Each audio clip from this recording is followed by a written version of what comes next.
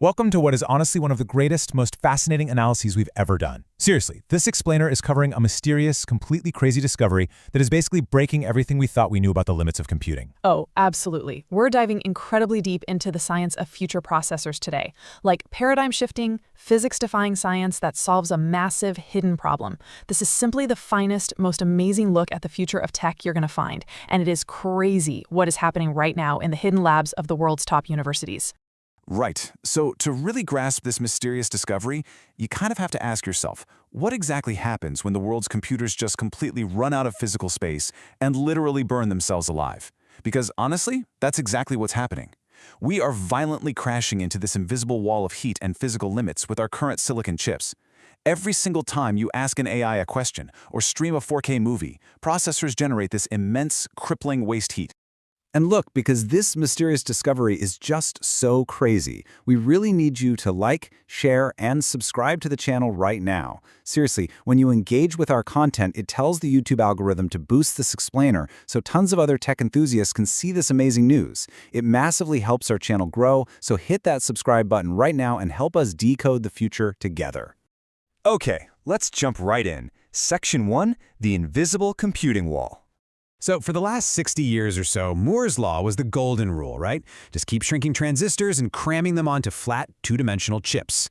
Well, that's pretty much dead now. The researchers at the University of Illinois Granger College of Engineering laid out exactly why we've hit a literal wall of physics. First off, transistors are so incredibly tiny now they're limited by actual atomic dimensions. Second, at that microscopic scale, the fundamental rules of quantum mechanics actually start messing with how the devices operate.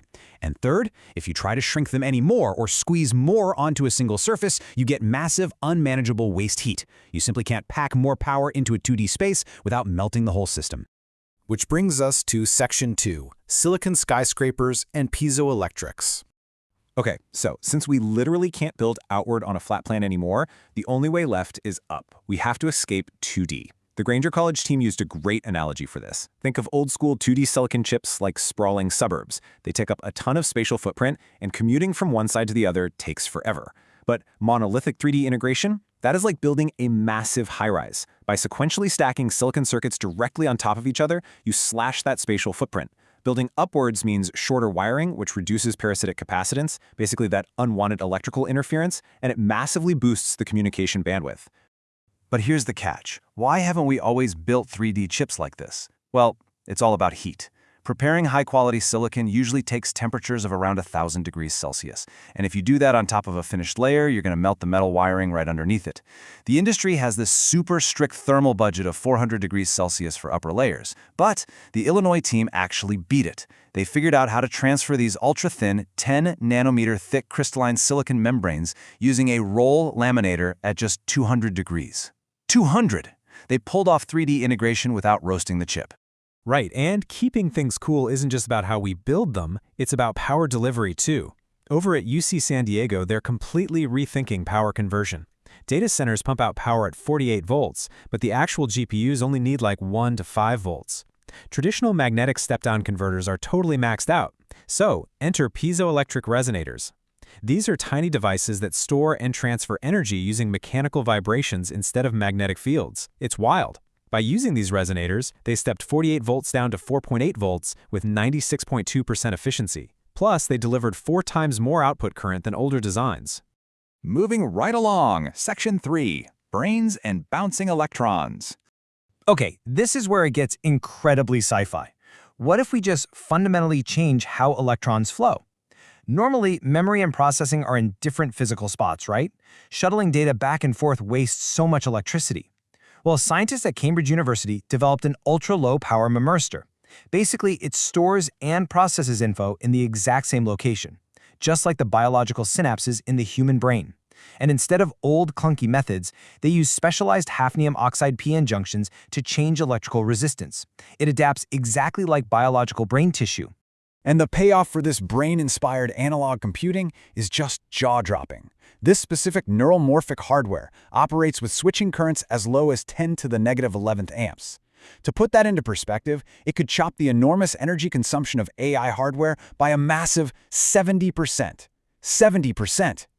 Yeah, and if that wasn't enough, Cornell's nanofabrication facility came up with something called the ballistic deflection transistor. Instead of using a regular logic gate to switch the forces of electrons, they use electromagnetic forces to guide them.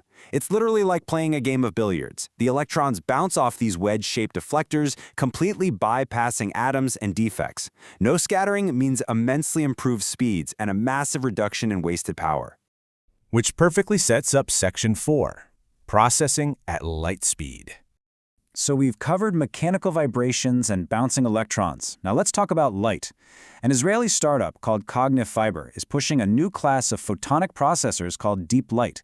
Instead of regular electrical circuits that guzzle power and generate tons of heat, they're using multi-core optical fibers. As data flows through, light literally scans all the components of the neural network. You're processing data with light instead of electricity, hitting an unbelievable 100 million tasks per second. Let that sink in for a second. When they put this to the test, this photonic technology operated 1,000 times faster than an NVIDIA 100A AI processor for a single network instance. 1,000 times faster. And wait, it actually gets crazier. You'd think going 1,000 times faster would completely melt the machine, right? Nope. This staggering speed requires only 180 watts of energy. That is roughly 1% of the energy those standard chips need. 1%. They're predicting that by 2027, we could shrink a supercomputer the size of a football field down to just a couple of server racks. All right, last but not least, Section 5, Magnetic Quantum Leaps. This really brings it all together into our most futuristic topic today. Regular, conventional chips really struggle to process a single bit of data in less than a nanosecond, a billionth of a second, before overheating becomes a critical issue. But researchers at the University of Tokyo created a non-volatile quantum switching element that is a total game changer. This new magnetic device processes a bit in just 40 picoseconds. That is 40 trillionths of a second, 1,000 times faster than conventional methods. So how on earth do you go that fast without creating a literal fireball? Think of it like a perfectly timed 4-step engine. Step 1, an ultra-fast pulse generator fires rapid pulses of light. Step 2, a high-speed photodetector catches those pulses. Step 3, that energy causes the actual spins of electrons to change inside incredibly thin layers of tantalum and an antiferromagnetic material called Mn3Sn.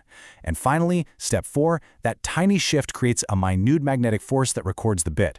Because it uses the magnetic properties of electrons instead of forcing a continuous flow of electrical current, it bypasses the heat problem completely.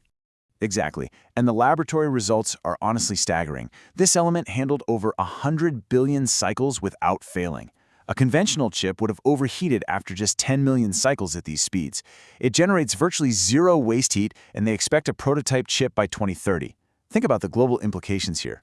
A massive data center that currently drains enough power for 80,000 homes could eventually run on the power of just 800 homes.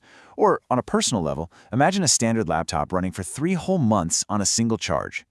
It really is like living in a sci-fi novel.